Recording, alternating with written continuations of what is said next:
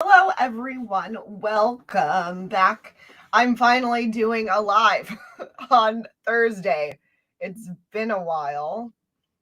I've hurt my back and I have a herniated disc, so I've been out. But I'm back now, so thank you for being here. Thank you for joining me. Okay, living with cPTSD. Today we're talking about shame. Last time we talked about guilt. So we're going to talk about shame and having mental illness in general. Sorry, I'm emotionally gathering myself. Okay. So having a mental illness is difficult, and we know this, and a big part of the reason why is stigma. And I think for myself, looking back to childhood and everything, while the traumas were happening, you don't know, right? You don't know what stigma is. We're just kind of living and going through things. And shame in Asian culture is a way that people use to get you to do what they want, to manipulate you sometimes. That's a thing. Shaming is a normal thing in the culture. So I feel like, at least for me, it's just kind of normal. My grandma told me I was shameful all the time for like the smallest things, but she said it all the time. When it comes to having a mental illness or going through trauma and having emotions you don't want to maybe not want to, but just don't know how to deal with, again, especially as a child.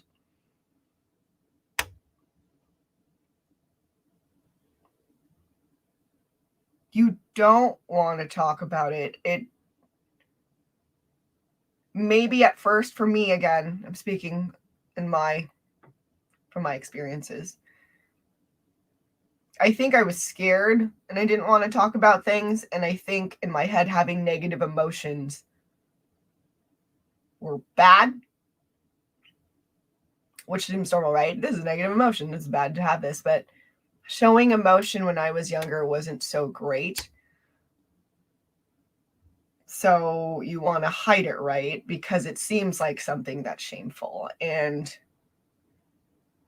so even though you don't know what you're doing right, even though you might not know that you are responding to trauma and trying to express yourselves and trying to cope, you don't know, or at least me as a kid, I didn't know like that's what was trying to happen. And so instead I just became like ashamed and hid everything away, right? I was like, I don't know why I'm like this, or like, I don't know why I'm like this actually comes later. So for me later on, say like, let's like zoom to just like when I'm older, like high school, college age. It's a big range, but high school, college age, through that range, that's where I think like the shame,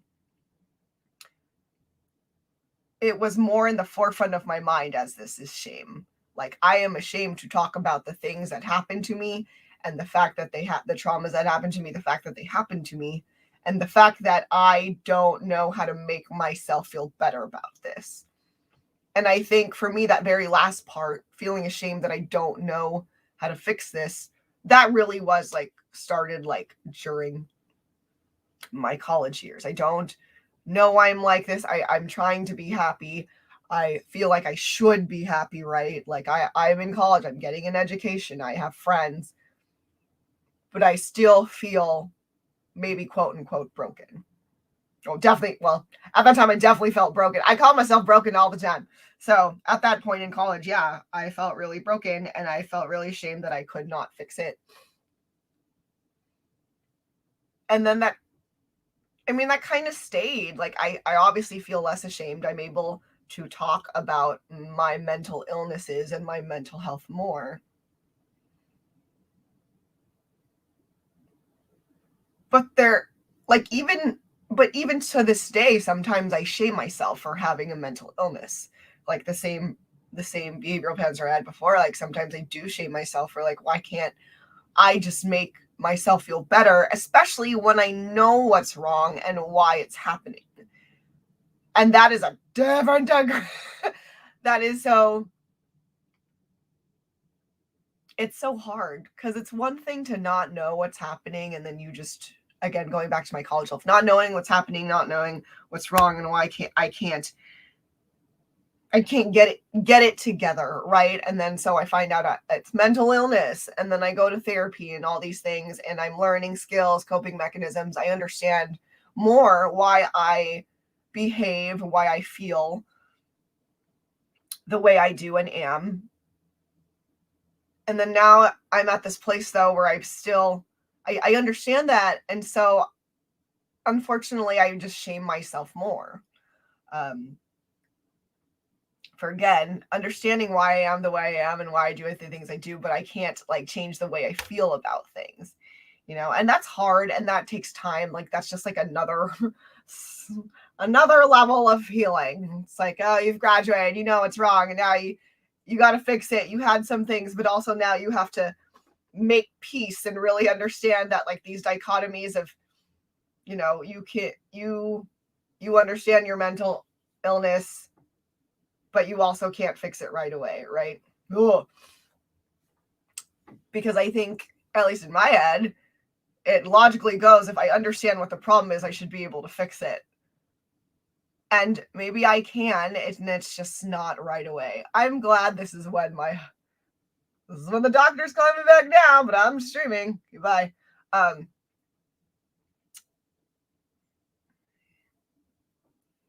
Yeah, it's... So there's that shame. There's the internal shame that I carry, and I do work very hard against, and work hard to work through. I work on working through it, because I can't just stay ashamed of myself. I do understand why I feel this way, because again, mental illness is hard. It's really hard, and it's when you take responsibility of your own mental health too, sometimes it's just easy to go like overboard and then start blaming yourself, which you really shouldn't.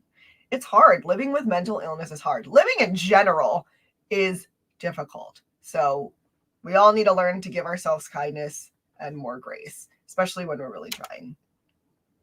Okay. So let's talk also about like shame in, the shame, from society, right? Because shame is the thing that's like put on you. Like you feel ashamed because people say that you should be this way, right? And those are the things that I've internalized. I should be this way, and I'm not. So therefore I have that feeling of shame, and I don't know what else to do. Like what I think about, society, and it needs to be better. And yeah, that's true. And I don't know, it's not like we can yell at people to be better. The only approach that I can think of that's like actually effective and helpful, like is through kindness and understanding. And it's so odd. Like I feel like when people say kindness and understanding, there's kind of an aversion with some people where they think it's like, oh, this is a kumbaya moment. It's like, no, because I also don't like quote unquote kumbaya moments. I'm saying kindness and understanding is really difficult, but it's really important. And just as much as we shame ourselves and shame other people and put negative emotions on ourselves and other people, and how that has a certain effect that like, spreads and builds, kindness and understanding can do the same in the opposite way.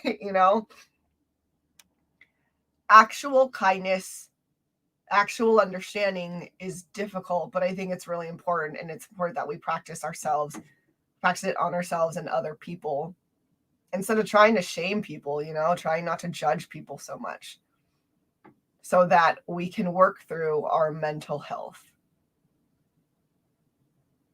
We need to take away shaming ourselves and shaming other people, right?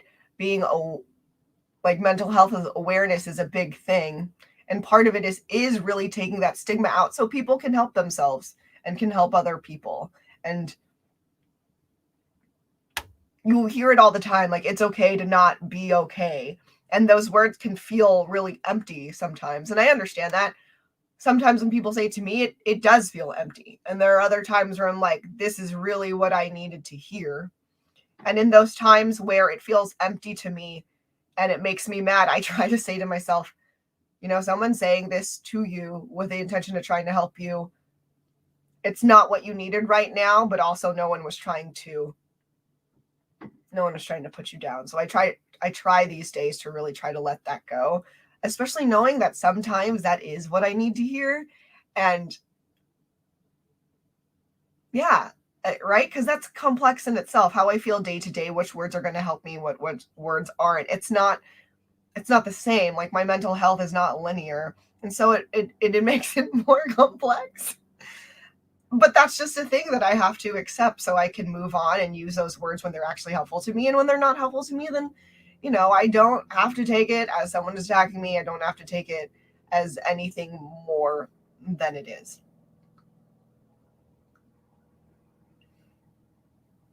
Because those words are important. And even, I say those words too, it is okay to not be okay.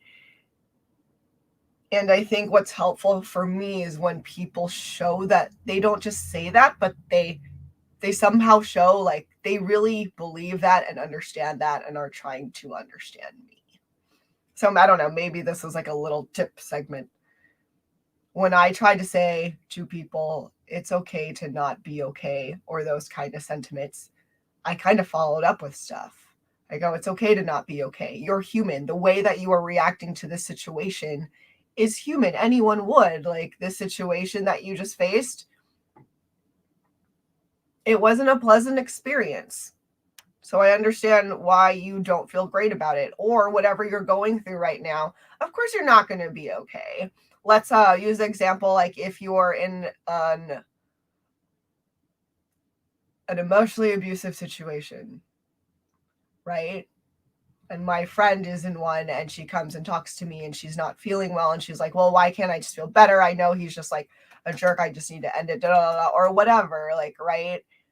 And they're having all these emotions. And I'm like, yeah, dude, it's okay to not be okay. This is super complicated. Life never feels black and white. And it's understandable. It is okay to not be okay because of what's happening and because you are a human being.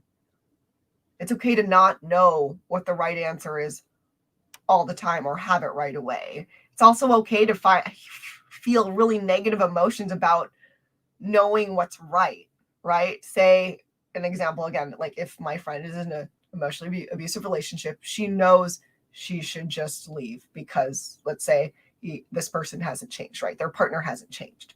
They've talked about it, went to therapy about it, still happening. So even though it might be clear to her, the right thing to do is to leave this relationship because it's emotionally abusive and it's not changing, it's still okay that you're having really hard feelings about it, that it even though it's clear to you what to do, like the right thing to do, that it's also a really hard thing to do. And I think giving that grace and giving that validation and understanding, giving that context, explaining why sometimes, like, really helps to make those feelings, those words of it's okay to not be okay actually feel real. And again, it's like the opposite of shaming, right? Like, instead of shaming someone, being like, you know what to do, you should just leave that person. Like, why can't you? I don't think, approaching situations like that, even if you're frustrated, are helpful. And I know I've made that mistake before in the past. It's like, this person is trash, just leave them. Like, and sometimes, unfortunately, when you say those things in a certain way, even though you are intending to help your friend or your loved one or something like that, it's coming off as really aggressive. And for them, like, it might make them feel more ashamed of the fact that, they can't do this right now, or they're struggling with this decision. And that doesn't help them. That doesn't help them. Like, if anything, if people feel more ashamed because of how you are reacting to them, then they'll stop talking about it, right? Then they're just not even going to address the situation anymore. And I think That's like one of like the worst things that could happen. This talk got really broad. I meant to really make it stay about like cPTSD, but I mean, it all still fits in. When we talk about when we just talk about trauma in general, right? And just like speaking about trauma and letting people speak about their trauma and how to handle it and listen without shaming them, without showing judgment so they don't feel ashamed. Like it's difficult. Talking about trauma might be really new to a lot of people. Actually, I think it's really new in general, right? Because talking about mental health is pretty new in general. And then just talking about trauma, and actually that seems very, very new. You know, complex post-traumatic stress disorder isn't even on the DSM-5 new. It's like that. So it's hard. Again, living is hard. Living with a mental illness is hard because you have that internal shame about it, which came from the external, which came from this external, like, you know, this external place that still lives. So this keeps happening, society and stuff like that. And then you internalize it, and then you have like your own brand of shaming yourself. Like, it's a great, horrible way to live. And so it's difficult, and shame really sucks because it's still really based around like, you know, thinking you should be this way, thinking that you should be healthy, that you should be able to get over these things. That, again, right, going back to like, oh, but if you know what's wrong with you, like, then why can't you fix it then? Like, even having that, and it's not helpful. And it's so easy to shame yourself. It's so easy to shame others, especially because if you're used to shaming yourself, it can come really easy for you to, you know, like bring that shame elsewhere. That's why I keep talking about kindness is really important, because when we have kindness and understanding for ourselves, we spread that instead. I used to be, and I talk about this a lot, I used to be super horrible and self-righteous, like in high school, like, and I talked about this with my therapist recently, you know, like I was really hard on myself, so I was hard on everybody else, because that made sense. It made it fair. Like, if I'm going to be hard on myself, I'm going to be hard on you too. And it affected my relationships, and it made me way more stressed out than I needed to be. And really what I needed was, again, kindness and understanding, like, for myself, so I could spread it to others. I'm just talking in circles because it just seems really important to keep saying those words, if that makes sense. It's like the things you need to hear over and over until it clicks. And it's just, I think because of everything I've been through and everything, you know, like, including the mistakes that I've made and the ways that I've hurt other people, I really do think kindness and understanding is like, it can change a lot for people. Having someone to be kind to you and really trying to understand you can really change things for people. And it's so unfortunate because I feel like it's not talked about enough. I don't know. People don't even have matters anymore, man. Things are crazy. Like, people don't want to show like basic respect for others, and that's really difficult. So, you know, even the kindness and politeness is out. But I really just do think like kindness is undervalued.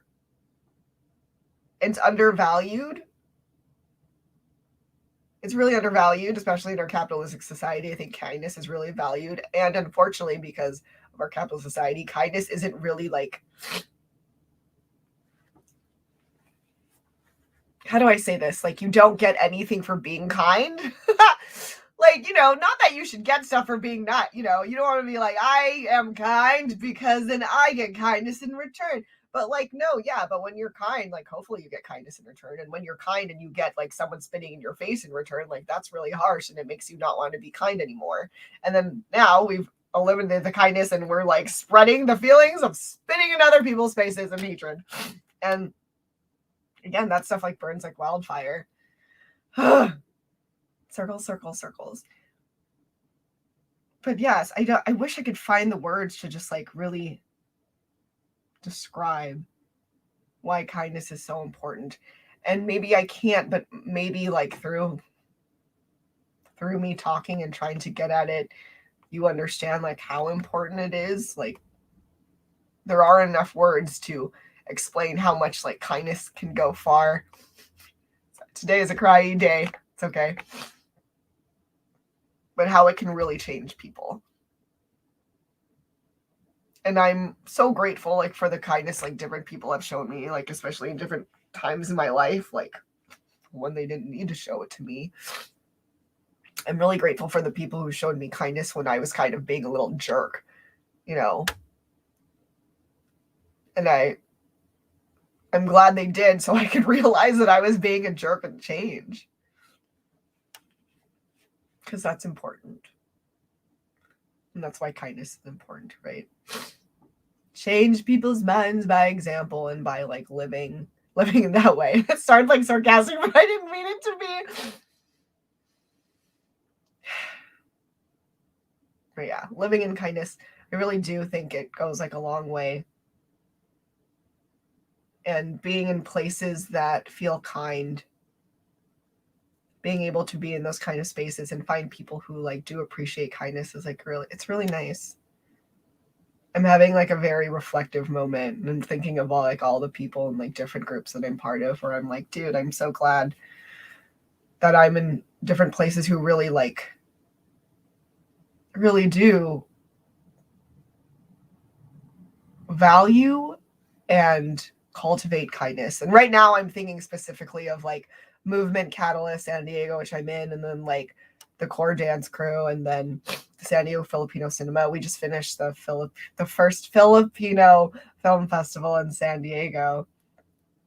So being with everyone and being there, like everyone's so kind, and everyone at the film festival was so kind and felt so loving. And I, from the very start when Benito was talking, he's one of the directors, when he was talking about this film festival, he was like, we want to show our kindness. We want to show our hospitality. We want everyone to feel welcome, because Benito and Emma, the directors of the San Diego Filipino Cinema, they went through circuits and they knew what it felt like to be a filmmaker and not really be cared about.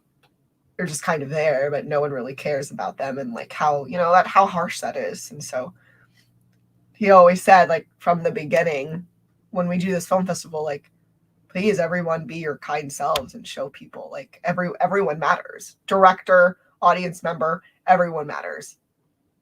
They're all important to this film festival. And I'm like, that kind of kindness, like, it's beautiful to me. Yeah, it's beautiful to me. And hopefully, because I have those people in my life, then it really, that I continue to value kindness and cultivate it in spaces and that I'm in. Yes. We just started talking about kindness instead. Art United saying, we're in a company where employees were prohibited from saying please and thank you for efficiency purposes. Yeah, dude. See, that's crazy. Like, what? There is no time to be kind and polite. Just do the things. And I'm like, oh, that's wow. Yeah, no, I don't like that. That's, again, kindness, politeness, like when those things aren't valued in the spaces you're in, it does set a specific tone, right? It's saying the efficiency, what we make, again, capitalist society, like the product, the service, whatever, that comes first. Instead of, the fact that you're people and you deal with people, you make products for people, the people you who sell the products are people too. They're all human. So it's all important. Thank you for being here for my live show. I think I'm going to end there. I'm like going to go. I don't know what I'm going to do. I'm so reflective right now. I don't know if I want to like journal or if I just like want to eat and cry, like watching a sad anime. I'm not really sure what I want to do with myself right now, which is fine. I'll figure it out. But really, thank you for being here. Please be kind to yourself. If you're having problems, not shaming yourself, I'm in the same boat with you. And let's continue to try to, work against that. and just be kinder and more graceful to ourselves so that we can share that with others. There's another circle. I love it. Drawing circles all the time. Okay, guys. Thank you. And I'll see you next week. Bye. Bye, bye, bye. How do I end the broadcast? I want to do it like this.